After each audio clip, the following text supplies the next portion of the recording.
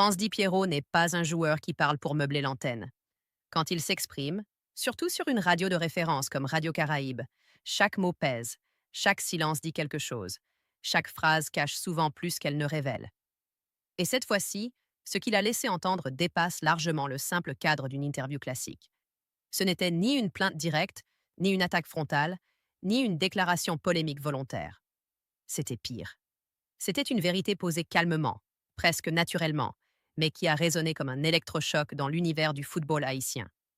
Une révélation surprenante, dérangeante et surtout profondément révélatrice de l'état réel de la sélection haïtienne aujourd'hui.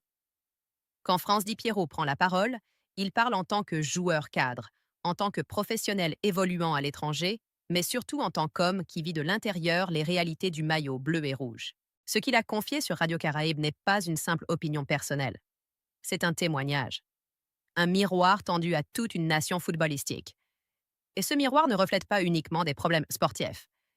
Il reflète un malaise structurel, humain, mental, parfois invisible pour le public, mais bien réel pour ceux qui portent le maillot. La révélation surprenante de Franz Di Piero n'a pas été annoncée comme une bombe. Elle s'est glissée dans la discussion, presque subtilement. Et c'est justement ce qui la rend encore plus forte. Il n'a pas crié, il n'a pas accusé, il a expliqué, il a raconté. Et en racontant, il a levé le voile sur une réalité que beaucoup soupçonnaient, sans jamais l'entendre clairement, de la bouche d'un acteur majeur de la sélection. Cette révélation, c'est celle d'un décalage profond entre l'image que l'on se fait de la sélection haïtienne et ce que vivent réellement les joueurs à l'intérieur. Ce que Franz Di Piero a dit, en substance, c'est que jouer pour Haïti aujourd'hui demande plus que du talent. Cela demande une force mentale exceptionnelle, une capacité d'adaptation constante et parfois même des sacrifices que le public ne mesure pas. Il a parlé de préparation, d'organisation, de communication, de gestion humaine. Il a laissé entendre que certaines difficultés ne viennent pas du terrain, mais de tout ce qui l'entoure. Et quand un attaquant de son calibre, habitué à des standards professionnels élevés en club, souligne ces éléments à la radio, cela oblige à écouter autrement. Le plus frappant dans ses propos, ce n'est pas ce qu'il dit explicitement, mais ce qu'il laisse comprendre. Franz Di Piero a évoqué le fait que certains joueurs découvrent parfois leur rôle tardivement, que les automatismes prennent du temps à se construire, non pas par manque de volonté, mais par manque de continuité. Il a parlé de regroupements compliqués, de joueurs qui arrivent fatigués, parfois mentalement plus que physiquement. Il a surtout insisté sur un point clé, le manque de stabilité autour de la sélection. Et dans le football moderne, la stabilité est une arme.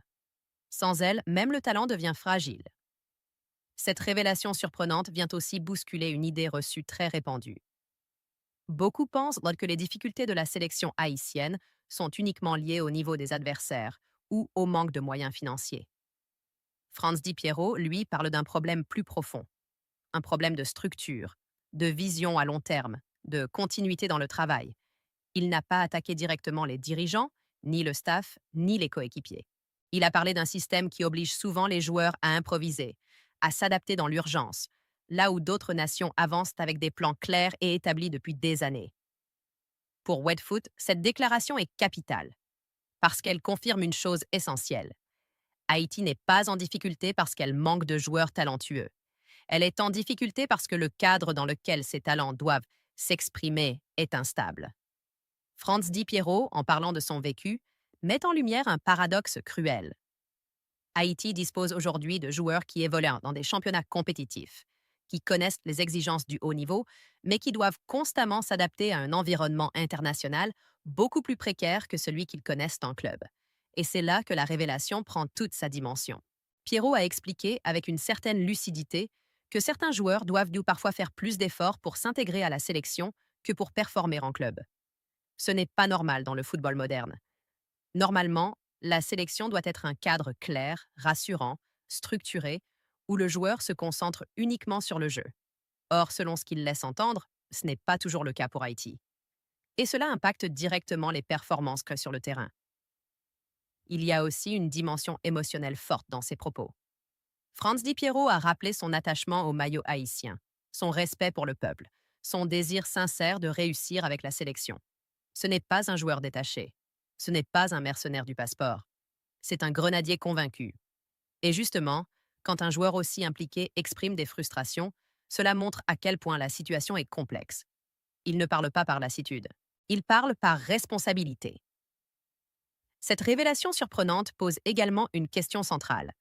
Jusqu'où peut-on demander aux joueurs de compenser les failles structurelles par leur seul engagement personnel? Franz Di Piero semble dire, sans le dire frontalement, que le cœur ne suffit plus. Que le sacrifice émotionnel, la fierté nationale, l'envie de représenter Haïti ne peuvent pas éternellement masquer les lacunes organisationnelles. Et c'est une vérité difficile à accepter pour les supporters, mais nécessaire à entendre si l'on veut avancer. Le timing de cette révélation est aussi important.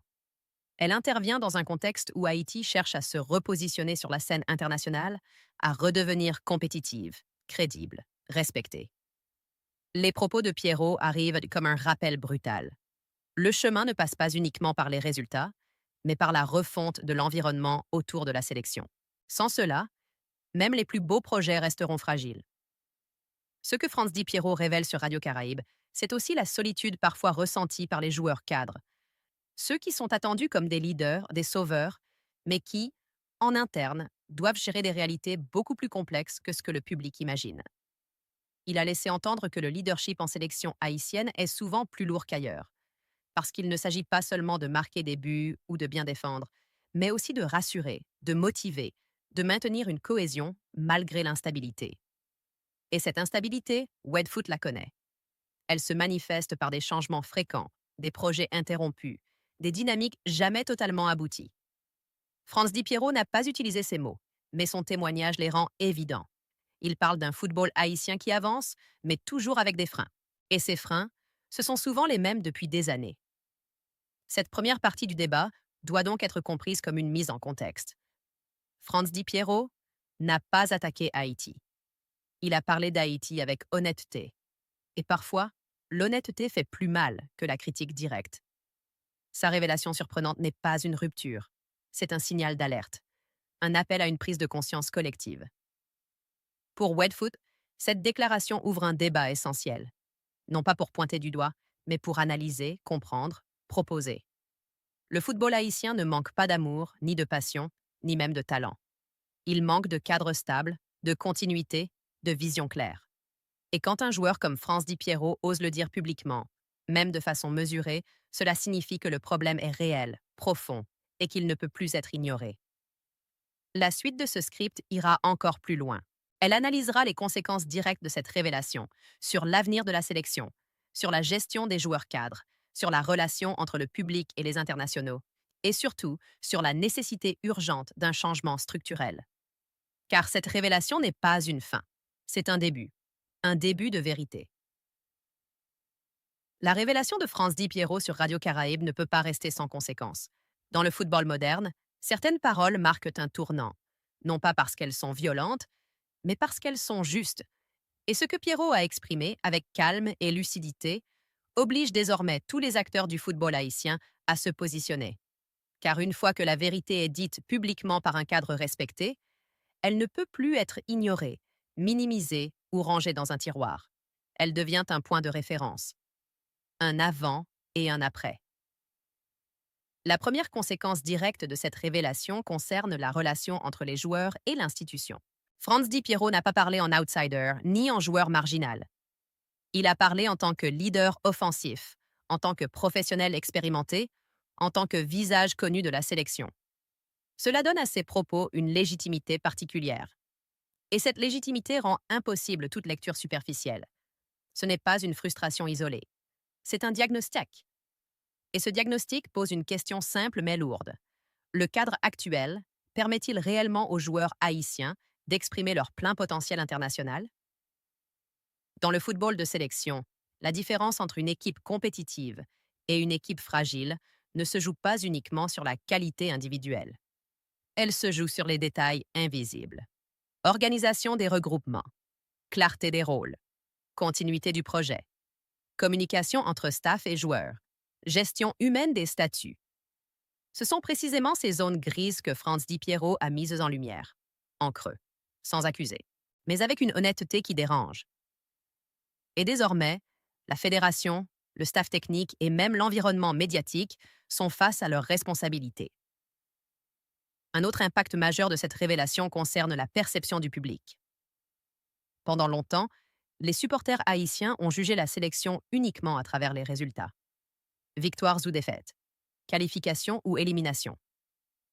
Les propos de Pierrot invitent à un regard plus nuancé.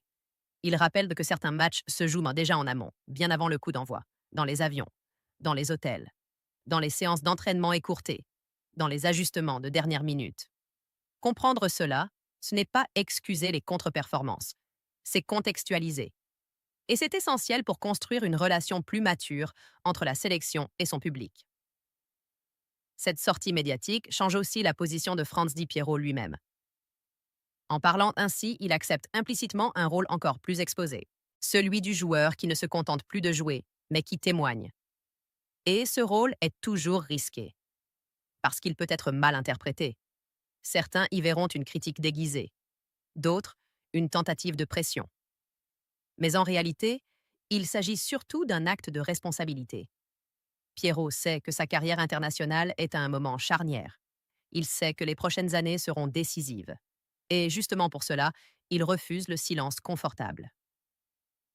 La question centrale devient alors la suivante. Que fait-on de cette vérité? Car dans beaucoup de sélections, ce type de discours est soit ignoré, soit étouffé. Mais les nations qui progressent sont celles qui transforment ces signaux d'alerte en leviers de réforme. Haïti est aujourd'hui à ce carrefour. Soit cette révélation reste un simple buzz radio, soit elle devient le point de départ d'une remise à plat sérieuse du fonctionnement de la sélection. Un point de vue strictement sportif, les propos de Pierrot éclairent aussi certaines incohérences observées sur le terrain. Des attaques parfois déconnectées du milieu, des joueurs offensifs isolés, des automatismes absents malgré le talent. Ce ne sont pas toujours des problèmes de niveau. Ce sont souvent des problèmes de continuité. Or, sans continuité, même les meilleurs profils deviennent intermittents. Pierrot, en tant qu'attaquant, est directement impacté par cela. Un attaquant dépend du collectif, des circuits, des intentions claires. Quand ces éléments fluctuent, son rendement devient irrégulier. Et c'est injuste de juger uniquement le résultat final sans analyser le contexte. La révélation surprenante de Pierrot pose également une question de leadership interne. Dans une sélection instable, les cadres sont souvent contraints de jouer plusieurs rôles à la fois. Leader technique, leader mental, médiateur, relais du staff. Ce cumul épuise, mentalement surtout. Et quand Pierrot parle de fatigue qui n'est pas seulement physique, il met le doigt sur une réalité rarement abordée. La fatigue mentale liée à l'incertitude permanente, à l'absence de repères fixes, à la nécessité constante de s'adapter. Ce discours a aussi une portée symbolique pour la nouvelle génération. Les jeunes joueurs binationaux ou issus de la diaspora observent attentivement. Ils évaluent. Ils comparent. Les paroles de Pierrot peuvent être perçues de deux manières. Soit comme un avertissement, soit comme une preuve de sincérité. Et paradoxalement, cette sincérité peut renforcer l'attractivité de la sélection. Car un projet qui reconnaît ses failles est souvent plus crédible qu'un projet qui les nie. À condition, bien sûr, que des actions suivent les mots. Dans ce contexte, Franz Di Piero envoie aussi un message indirect au staff technique. Il ne remet pas en cause les compétences individuelles, il remet en cause le cadre global. La cohérence, la continuité, la vision à moyen terme. Il dit en substance que les joueurs sont prêts à se battre, mais qu'ils ont besoin d'un environnement qui les protège, les structure et les valorise. C'est un message exigeant, mais juste. La suite logique de cette révélation devrait être un dialogue. Un vrai. Pas une communication de façade. Un échange honnête entre joueurs cadres, staff et dirigeants. Car ignorer cette parole serait une erreur stratégique majeure. Le football haïtien n'a plus le luxe de fonctionner dans le non-dit. Le niveau international ne pardonne pas l'amateurisme organisationnel. Et la Coupe du Monde, les compétitions régionales, les matchs à enjeu exigent une préparation irréprochable. Mais cette révélation n'est pas uniquement critique. Elle porte aussi un espoir, celui d'une sélection qui se regarde enfin en face, qui accepte de grandir, qui comprend que le talent seul ne suffit plus. Franz Di Piero, par son témoignage, montrent qu'Haïti a atteint un nouveau stade, celui où l'exigence interne devient aussi importante que l'adversité externe. Et c'est souvent à ce moment-là que les nations franchissent un cap. La question de l'avenir de Pierrot en sélection se pose désormais différemment. Il n'est plus seulement jugé sur ses buts. Il est aussi perçu comme une voix, une conscience. Cela peut renforcer son statut ou le fragiliser. Mais une chose est certaine, il ne sera plus ignoré. Et c'est peut-être là sa plus grande contribution actuelle. Forcer le débat, ouvrir les yeux, briser le silence confortable. En conclusion, la révélation surprenante de Franz Di Piero sur Radio Caraïbe n'est pas une polémique. C'est un acte de maturité, un signal envoyé à tous ceux qui aiment réellement le football haïtien. Il rappelle que la progression passe par la vérité, même quand elle dérange, même quand elle expose des failles. Haïti a aujourd'hui une opportunité rare. Transformer cette parole en action, transformer ce malaise en réforme, transformer cette lucidité en force. Le futur de la sélection ne dépend pas uniquement des adversaires. Il dépend de sa capacité à s'organiser, à se structurer et à écouter ceux qui sont sur le terrain. Et si cette révélation est prise au sérieux, alors elle pourrait marquer le début d'une nouvelle ère. Une ère où le talent haïtien ne sera plus freiné par son propre cadre, mais porté par lui. Wetfoot continuera d'analyser, de décrypter et de raconter cette évolution. Parce que le football, quand il est regardé avec honnêteté, devient un outil de progrès. Et Haïti mérite ce progrès.